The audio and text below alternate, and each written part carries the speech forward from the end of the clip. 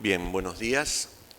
Ante todo quería agradecer la gentil invitación del Instituto Colombo Panameño de Derecho Procesal para estar esta mañana con ustedes y particularmente la invitación del profesor Abel Zamorano para hablar de un tema respecto del que en América Latina se ha venido discutiendo y hablando mucho en los últimos años, particularmente a partir de las últimas reformas que hemos vivido, que venimos viviendo mucho los países latinoamericanos en materia del Código Procesal Civil o el Código General del Proceso. Y esto a partir fundamentalmente del modelo que se estructura en el Código Modelo para América Latina en materia de proceso civil, que es un código de los años 80, con lo cual todas las reformas procesales civiles que se dieron en América Latina luego de este código han tenido ese modelo que apuesta por un modelo que usualmente hemos denominado como modelo oral, pero precisamente esa denominación es una de las cosas que yo quiero someter aquí a discusión, a crítica o a reflexión. Y entonces, dado que sobre la base de ese modelo América Latina ha vivido una reforma de los años 80 en adelante, que seguimos viviendo muchos países hoy, le hemos dado a la oralidad o hemos confiado a la oralidad responsabilidades demasiado grandes, demasiado altas. Y hoy, creo yo, existe en muchos de los países de América Latina una puesta de enorme confianza en el proceso civil oral. Por eso, sobre la base de ese diagnóstico, es que la presente conferencia pretende establecer cuáles son los verdaderos alcances de la oralidad, qué cosa le podemos pedir a la oralidad, pero qué cosa no le podemos pedir a la oralidad, es decir, qué problemas no resuelve la oralidad. Y esto a partir de la invitación que me hiciera el profesor Abel Zamorano para hablar con ustedes acerca de la estructura del proceso civil oral. Cuando nosotros nos aproximamos en América Latina al problema de la oralidad, creo yo que tenemos que hacerlo a partir de dos perspectivas. Una, la tradición, y la segunda, el mito. La oralidad en América Latina está colocado en el medio de estas dos perspectivas, mito y tradición. ¿Por qué digo yo esto? Hay en materia de oralidad un gran reto y es hacerle frente a una tradición secular que hemos vivido todos los países latinoamericanos de un proceso civil escrito. Entonces, cuando nosotros nos aproximamos al tema de la oralidad, tenemos que ser conscientes que estamos pretendiendo modelar un proceso contra siglos de tradición escrita. Y por eso hay tanto desafío como reto cuando tenemos que estructurar un proceso civil oral. ¿Y por qué lo digo esto? Durante el virreinato, el proceso civil se estructuró sobre la base de la decretal de 1216 de Inocencio III. Y esta decretal tenía una frase fundamental para entender por qué la oralidad es un reto. Lo que no está en el acta no existe en este mundo. Es decir, lo que no está por escrito no existe en este mundo. Esto a lo largo de los años se ha convertido en la expresión lo que no esté en el expediente no está en este mundo. Bueno, eso nos viene desde el siglo XIII, desde la decretal de Inocencio III, que es una decretal que sirve de base para estructurar el proceso en el virreinato. Y si nosotros miramos históricamente el proceso civil en América Latina, nos vamos a dar cuenta que este proceso tiene como antecedente la cognitio extra ordinem romana, es decir, proceso escrito, el proceso romano canónico fundamentalmente escrito, el proceso castellano-indiano fundamentalmente escrito y el proceso de las nuevas repúblicas, un proceso escrito. Es decir, cuando hoy en el siglo XXI nos planteamos nosotros como problema el estructurar, el regular, el legislar procesos orales, lo que en verdad nos estamos planteando como reto es estructurar en nuestros códigos un proceso distinto esencialmente a lo que hemos tenido en los últimos 500 años, además celebrando los 500 años de la fundación de Ciudad de Panamá. Y es tan fuerte la estructura, digamos, es tan fuerte la escritura en nuestras venas, en nuestro ADN, que ya la propia novísima recopilación, que fue norma que guió nuestros destinos durante el virreinato, tuvo que establecer normas contra las indebidas prácticas que la escritura generaba. Allí lo que tienen, por ejemplo, es una disposición de la novísima recopilación que establece una sanción para los abogados y los litigantes que presenten permanentemente escritos que reiteren otros. Es decir, una inconducta producida como consecuencia de la escritura. Es decir, la escritura permitía estos abusos que ya desde la legislación indiana había que hacerle frente. Y luego, la Curia Filípica, que como ustedes saben es el manual de derecho procesal más importante que hemos tenido nosotros en América Latina, describe cómo se hacía una declaración de testigo durante el virreinato. Y lo que dice es absolutamente sintomático para demostrar que lo importante no era la declaración, que lo importante no era lo que el testigo decía, que lo importante no era lo que se escuchaba que el testigo decía.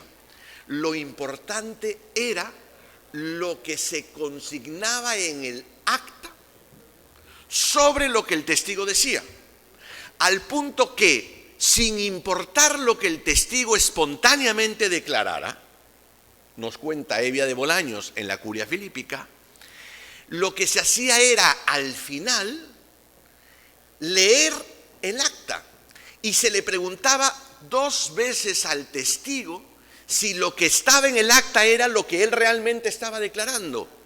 Y solo después de la segunda pregunta tenía que firmar el testigo esa acta. De modo que no importaba lo que el testigo declaraba, importaba lo que se consignaba en el acta. ¿Por qué? Inocencio III, lo que no está en el acta no está en este mundo. Es decir, ni siquiera una prueba tan manifiestamente oral como la declaración de testimonio o la declaración de un testigo resultaba prueba en su manifestación oral, sino en lo que quedaba escrito de esa declaración. Pongo aquí un paréntesis. El Perú, sobre esto no voy a hablar, el Perú apostó por oralidad en el año 1993. En el año 2008 se modificó el sistema oral a un sistema escrito. O sea, retrocedimos. ¿Saben por qué? Por esto. Porque las declaraciones testimoniales, como ya anunciaba Hevia de Bolaños, eran fundamentalmente testimonios en el acta, digamos, y nos pasábamos los abogados discutiendo qué cosa es lo que estaba en el acta, qué cosa es lo que quedaba en el acta, no tanto qué cosa era lo que el testigo había dicho. Entonces, en síntesis, el proceso durante el virreinato, y esta es son palabras de Enrique Vescovi, era un proceso oficial, escrito, lento, pesado, lleno de privilegios especiales. Bueno, cuando los países latinoamericanos nos independizamos, las cosas no cambiaron. Las cosas no cambiaron porque, ni bien declarada la independencia de los distintos países, la primera norma que siempre daban San Martín, Bolívar, etcétera, etcétera, era: se mantienen todas las leyes que rigen estos estados, salvo que no se opongan a los ideales de la independencia. Vaya usted a saber cuáles eran los ideales de la independencia. Lo cierto es que el proceso escrito no era uno de ellos. Y entonces mantuvimos las jóvenes repúblicas que comenzábamos a nacer a inicios del siglo XIX, mantuvimos exactamente el mismo proceso de la partida tercera, que era un proceso fundamentalmente escrito. Y eso se mantuvo durante el XIX y se mantuvo durante el XX. Y entonces hoy, en el siglo XXI, nos planteamos el problema de cambiar nuestros procesos a procesos orales. Bueno, ¿cómo le hacemos frente a esos 500 años de tradición escrita? Y esto es muy importante. Uno cuando piensa en la tradición, piensa que está hablando de algo etéreo, un fantasma, un espíritu, algo que no ve. Bueno, eso se ve en la enseñanza del derecho, se ve en la práctica judicial, se ve en cómo están formados los abogados, se ve en cómo nos aproximamos los abogados a los problemas. Esos son los 500 años de tradición. ¿De acuerdo? Entonces, el cambio de una ley no, digamos, y lo digo por experiencia de lo que ocurrió en el Perú en los años 90, cambiar una ley estableciendo que el modelo ya deja de ser escrito para pasar a ser oral, pretendiendo que de un día para otro cambiemos 500 años de tradición, es una ilusión de la que difícilmente vamos a sacar algo provechoso. Y entonces tenemos un gran peso en la tradición, pero también la oralidad supone otro gran peso, el del mito. Digamos, tenemos 500 años de tradición, pero también cuando nos enfrentamos al problema de la oralidad, tenemos que enfrentar un mito. Y es el pensar que la oralidad es la solución a todos los problemas de la justicia civil. Pensamos que la oralidad va a cambiar el problema del tiempo. Tendremos procesos más rápidos si estructuramos procesos orales. Tendremos procesos más eficientes si estructuramos procesos orales. Y además, vamos a eliminar el problema de la corrupción con procesos orales. Yo me temo que eso no es así. Son ideales extraordinarios que ojalá exista la magia de poder resolverlos de un día para otro estructurando un tipo de proceso. No es así. La oralidad no resuelve nuestros problemas de hace 500 años. De un día para otro la oralidad no va a resolver los problemas de tiempo, eficiencia y corrupción del proceso. De ninguna manera. Hay procesos escritos que son mejores que los procesos orales para resolver los problemas de tiempo y eficiencia. La oralidad, por supuesto, como ustedes comprenderán, paréntesis, la corrupción no tiene nada que ver con el problema de proceso escrito o proceso oral. El problema es mucho más profundo que el sistema escrito o el proceso oral. Con lo cual, pensar que la oralidad va a resolver los problemas de corrupción es una ilusión en la que no podemos caer como latinoamericanos, porque ya venimos engañados hace tanto tiempo, ¿de acuerdo?, en fórmulas de solución de problemas tan fáciles que no podemos dejarnos engañar por esto. La corrupción tiene otras bases, otras fuentes, otros orígenes y debemos resolverlos de otra manera. Pero los problemas de tiempo y eficiencia no necesariamente se resuelven con oralidad. Ejemplo, disculpen que ponga los ejemplos peruanos que son los que más conozco. En el año 2008 se dio la Ley Procesal del Trabajo en el Perú e implementó el proceso oral. Gran revolución, los laboralistas felices, porque consideraron que de esa manera se iba a resolver todos los problemas de demora en el proceso. Perfecto. Muy bien. Obviamente, el proceso oral significa audiencias. De eso voy a hablar en un momento. De una audiencia a otra podía pasar un año. ¿Claro? Creo un sistema oral, no aumento el número de jueces, no doy tecnología, no cambio estructura judicial, mantengo prácticas anteriores, y entonces en un año el proceso escrito ya estaba sentenciado. Proceso oral escrito y estaba sentenciado. Cambiamos a oral. Muy bien. Solo de la citación de una audiencia a otra pasaba un año. ¿Dónde está el problema? ¿Cómo se resolvió el problema de la rapidez? No se resolvió el problema del tiempo en el proceso. Por el contrario, se empeoró. Entonces, mucho cuidado con pensar que la oralidad va a resolver todos los problemas. ¿Cuál es la verdadera dimensión de la oralidad? La oralidad es ante todo un modelo procedimental. Mucho cuidado, no le demos a la oralidad, no carguemos sobre la espalda de la oralidad pesos que no le corresponde soportar a la oralidad. La oralidad es un modelo procedimental, tampoco lo dogmaticemos, tampoco creamos que es un fin en sí mismo, que es un principio fundamental del proceso, es solo un modelo procedimental. Un modelo con base al cual se debe estructurar un proceso que respete garantías fundamentales de las partes para proteger derechos materiales en función de lo que el sistema jurídico dice. ¿Qué quiero decir con esto? Que es una alternativa. Hay dos modelos, el escrito o el oral. ¿De acuerdo? Es una alternativa que en algunos casos puede funcionar, pero en otros casos puede no funcionar. Que puede ayudar a resolver ciertos problemas, pero que también puede generar otros. Entonces tenemos que reflexionar mucho en qué casos podemos nosotros implementar el modelo oral y en qué casos no.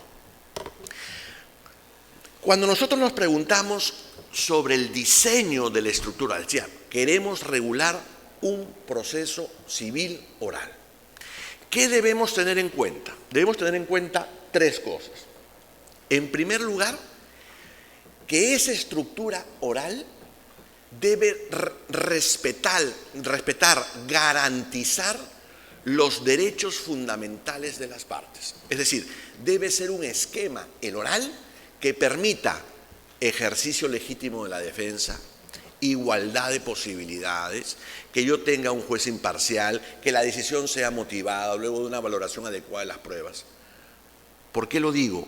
Porque a veces nuestra apuesta por la oralidad significa abreviar tanto los procedimientos que casi le ponemos una pistola al juez para que sentencie apenas terminado de escuchar la última palabra del abogado del demandado. Y entonces yo me pregunto, vamos, ¿y ese juez realmente está en condiciones para proferir una sentencia justa, que se ajuste a derecho, donde ha escuchado, ponderado los argumentos y las pruebas de las partes?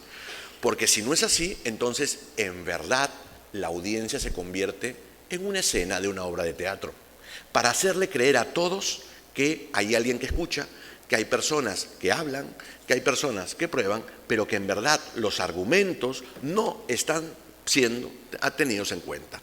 Mucho cuidado, que nuestra apuesta por la rapidez puede estar generando la renuncia a muchos otros derechos fundamentales. Entonces, los derechos constitucionales de las partes en el proceso se tienen que tener en cuenta en una estructura oral. Lo segundo es qué tipo de protección promete el derecho material a ese derecho que está siendo objeto de discusión. No todos los derechos requieren el mismo tipo de protección, no todos los derechos requieren igual urgencia en la protección, por ejemplo. No todos los derechos, no todas las pretensiones son igualmente complejas y por lo tanto cada estructura procedimental debe tener en cuenta ese tipo de protección de derecho material y el tipo de tutela procesal que se da. Por ejemplo, yo no creo que la oralidad sirva para la tutela ejecutiva. Creo que la afectaría terriblemente. Este dogma de la oralidad, por ejemplo, llevó a que un juez supremo en el Perú, que es profesor también, escribiera varios artículos diciendo, y ahora que ya tenemos el proceso de conocimiento oral, debemos tener procesos ejecutivos orales. Por supuesto, imagínense eso, el proceso ejecutivo oral. Bueno, si fuéramos un país rico, que no lo somos, podríamos darnos el lujo de tener un proceso ejecutivo oral, que no sé si funcione, pero además la oralidad es costosa, ese es otro problema sobre el cual no voy a hablar. ¿Cuáles son las grandes preguntas cuando nosotros nos planteamos el problema de la oralidad? La primera es, ¿todas las pretensiones de derecho material realmente requieren ser discutidas en un proceso oral o no? ¿O hay pretensiones que pueden ser discutidas en proceso escrito? Digo, para no llevar toda la oralidad, porque requiere infraestructura y costos que no sé si todos los países estamos dispuestos a asumir. Lo segundo es si todas las formas de tutela procesal pueden ser discutidas en el proceso oral. Ya puse el ejemplo de tutela ejecutiva. Yo no sé, por ejemplo, una estructura monitoria oral, por ejemplo. Y la tercera pregunta que deberíamos hacer es si la oralidad garantiza de mejor manera el ejercicio de los derechos fundamentales de las partes en todos los casos. Digamos, si nosotros respondemos sí a todas estas preguntas, entonces diremos, en ese proceso, regulemos una estructura oral. Y esa estructura oral, a mi juicio, tiene que tener en cuenta 4 aspectos. Primero, inmediación. De nada sirve la oralidad si no hay inmediación. De nada sirve la oralidad si no hay inmediación. Si nosotros creamos un proceso oral para que el juez no esté presente en las audiencias, vayamos al escrito, es mucho más honesto. ¿De acuerdo? Sin inmediación no hay oralidad. Concentración. Una de las razones por las cuales se plantea la oralidad como un mecanismo para hacer frente a las excesivas demoras de los procesos es precisamente la concentración, es decir, que se haga la mayor cantidad de actos procesales en un momento determinado. Pero al mismo tiempo tenemos que garantizar que haya igualdad de las partes y posibilidad amplia de defensa. Y a mi juicio, esa estructura solamente es respetada por un proceso por audiencias. Y aquí hay algo que yo quiero comenzar a decir, y es que no existe un proceso puramente oral. Cuando nosotros en América Latina hablamos de proceso oral, en verdad nos estamos refiriendo a un proceso por audiencias, no nos estamos refiriendo a un proceso puramente oral. Proceso puramente oral, entiéndase, donde va el demandante y expresa verbalmente lo que pretende, el demandado verbalmente se defiende y el juez emite una sentencia ahí. Eso no es lo que nosotros llamamos oralidad en América Latina, sino que en verdad nos estamos refiriendo a un proceso por audiencias. Y un proceso por audiencias es un proceso que trata de balancear lo escrito con lo oral, porque son escritos los actos postulatorios, los más importantes. La demanda es escrita, la contestación es escrita. Los actos impugnatorios trascendentes, ¿cierto? La apelación es escrita. Y las resoluciones relevantes también son escritas. Nadie piensa en una sentencia oral, ¿de acuerdo? Estamos pensando en sentencias o resoluciones escritas que yo aquí quizá prefiero decir documentadas. Porque si la escritura fue un modelo procedimental en su momento, es porque lo escrito era la única forma de documentar. Hoy existen otras formas de documentación y los jóvenes lo saben mejor, videos, audios, etcétera, ¿de acuerdo?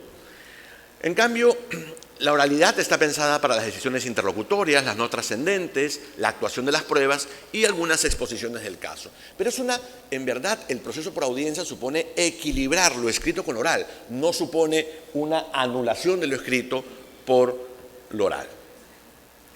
Y ya hacia el final de mi intervención, ¿cómo se estructuraría entonces un proceso oral?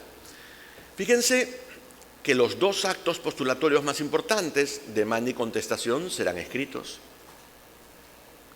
Habrá una primera audiencia que se le puede llamar de distintas maneras. Normalmente en Iberoamérica la denominamos audiencia preliminar, pero donde fundamentalmente se hacen 3 cosas. Uno, en aquellos países que prevén la conciliación, se trata que el juez promueve una conciliación entre las partes. Lo segundo es que el juez realice el saneamiento del proceso, es decir, que determine que el proceso que ha sido instaurado sea un proceso adecuadamente instaurado, que esté todos aquellos que tienen que estar, que el proceso siga tramitándose sin ningún vicio del cual deba darse cuenta después, y finalmente que se establezca algo que es muy característico del proceso iberoamericano, la litis contestatio, es decir, el objeto de la controversia, porque habiendo determinado claramente el objeto de la controversia, podemos también saber sobre qué material probatorio se discutirá luego. La segunda audiencia es una audiencia que se puede llamar de juzgamiento, de pruebas, en fin, audiencia final, el nombre poco importa, pero es una audiencia donde se va a dar fundamentalmente el debate probatorio y se va a dar la exposición del caso. Y finalmente, la sentencia. Yo soy poco amigo que la sentencia se dicte en la misma audiencia si es que el asunto es complejo. Por supuesto que si el asunto es sencillo, el juez podrá dictar una sentencia en el mismo caso, pero si no, podría diferirse eventualmente. El proceso sumario guarda más o menos la misma estructura que la anterior, demanda y contestación escrita. En algunos ordenamientos, y esto es también parte de la tradición que viene de las leyes de Castilla, en algunos procesos se ha mantenido que la contestación sea oral, pero la tendencia actualmente es a que la contestación sea escrita. Y luego tenemos una única audiencia e inmediatamente la sentencia. Es decir, si ustedes se dan cuenta, la estructura es exactamente igual. Actos postulatorios escritos, una audiencia que es el momento estelar, o dos audiencias, y luego la decisión del juez. ¿De acuerdo? ¿Cuáles son los enemigos del proceso por audiencias? Primero, la impugnación. Si nosotros hacemos toda esta inversión de tiempo, esfuerzo, etcétera, para poder tener un proceso por audiencias, es porque confiamos en la inmediación. La pregunta es, ¿y entonces cómo permitimos que un órgano jurisdiccional distinto a aquel que estuvo en contacto directo con las partes, las pruebas, los abogados, revise, sin escuchar las pruebas, sin tener contacto con ellas, las decisiones del juez que sí estuvo en contacto con ellas? La impugnación es, a mi juicio, un gran enemigo, y hay que ponderar aquí la eficacia que nos puede dar la oralidad con el derecho a la impugnación en aquellos casos donde es un derecho fundamental. Segundo enemigo de la impugnación es seguir formando a los abogados como los seguimos formando. Si nosotros formamos a los abogados bajo el modelo escrito y tenemos un sistema procesal oral, ese sistema va a fracasar en no más de 5 años. La práctica judicial, una práctica judicial que se remonta a 500 años, si no la cambiamos, también es un gran enemigo de la oralidad. Y la tradición y el mito, ¿de acuerdo? Que tenemos, o sea, el mito porque a veces le confiamos tanto a la oralidad que, como la oralidad no está en capacidad de cumplir todo eso que nosotros creemos que debe cumplir, inmediatamente sentimos que hemos fracasado. Y como hemos fracasado, lo que pasó en el Perú, simple y llanamente volvemos al modelo anterior. ¿Cuáles son los grandes aliados del proceso por audiencias? Primero, las universidades. No se puede hacer una reforma procesal seria si no contamos con la alianza de las universidades, porque tenemos que cambiar la forma de enseñar derecho. Si no cambiamos la forma de enseñar derecho, la reforma no va a durar mucho. Segundo, la Academia de la Magistratura, es decir, la formación de los jueces. ¿De acuerdo? En tercer lugar, los propios jueces son aquellos que deben impulsar y sentirse parte del cambio. Sin la ayuda de la judicatura, esto va a fracasar. Los abogados, los grandes opositores a los cambios, los abogados, todo el peso de la tradición en una profesión, los abogados. Los abogados tienen que asumir también su rol en este cambio. Y luego la tecnología. Hoy la tecnología nos permite muchísimo para poder lograr que un proceso oral no sea tan costoso como lo era hace unos años. Me queda un minuto y termino. Hay una cosa que es fundamental, lo decía el profesor Ramiro Bejarano en su exposición anterior, y es que el proceso por audiencias genera que los operadores del sistema de justicia estén bajo el escrutinio público. Todos en el Perú hemos tenido casos donde en el proceso laboral los trabajadores le llamaban la atención a sus abogados porque no estaban adecuadamente preparados para la audiencia. ¿De acuerdo? Entonces, estamos sometidos los abogados al escrutinio público porque nos filman, porque hoy hay canales del Poder Judicial y hay audiencias que salen en televisión, en YouTube, etcétera, en todos estos mecanismos o redes sociales, pero también los jueces están sometidos al escrutinio público. Entonces, este fin de la publicidad al que se refería el profesor Bejarano se cumple fundamentalmente con el proceso por audiencias. Termino diciendo que yo dudo mucho que la oralidad sea la luz al final del túnel que nos vaya a dar solución a todos los problemas que tiene nuestro sistema de justicia civil. Pero sí creo que puede ayudar a resolver algunos de ellos. La apuesta por la oralidad supone apostar por un mecanismo que debe garantizar ante todos los derechos fundamentales de las partes. Pero tenemos que ser muy conscientes de aquello que la oralidad puede lograr y aquello que la oralidad no puede obtener. Muchas gracias.